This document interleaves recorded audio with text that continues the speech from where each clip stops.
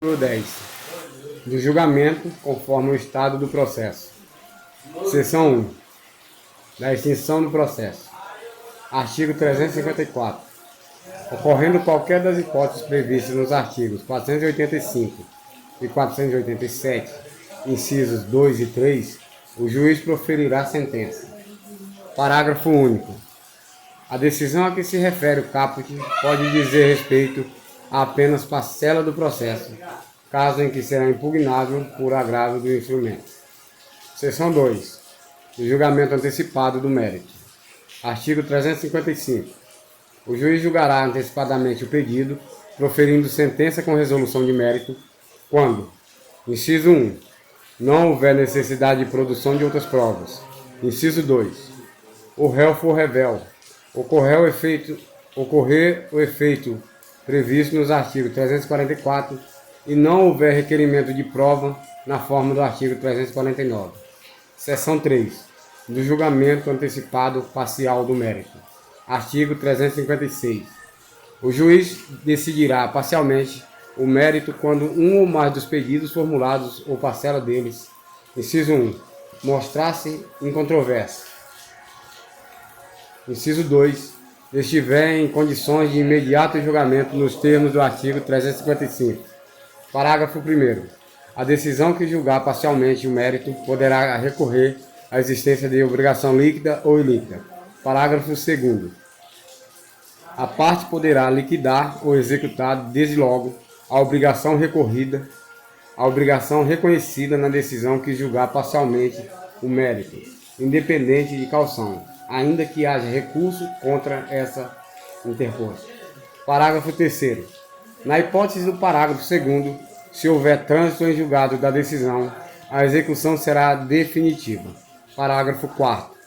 A liquidação e o cumprimento da decisão que julgar parcialmente o mérito poderão ser processados em autos suplementares, a requerimento da parte ou a critério do juiz.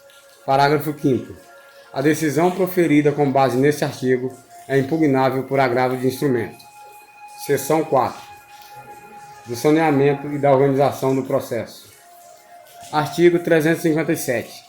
Não ocorrendo nenhuma das hipóteses desse capítulo, deverá o juiz, em decisão de saneamento e de organização do processo, inciso 1, resolver as questões processuais pendentes se houver. Inciso 2. Delimitar as questões de fato sobre as quais recairá a atividade probatória, especificando os meios de prova admitidos. Inciso 3. Definir a distribuição do ônus da prova, observando o artigo 373. Inciso 4. Delimitar as questões de direito relevantes para a decisão do mérito. Inciso 5.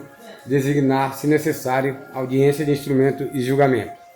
Parágrafo 1º. Realizado o saneamento, as partes têm o direito de pedir esclarecimentos ou solicitar ajustes, no prazo comum de 5 dias, fim do qual a decisão se torna estável. Parágrafo 2º.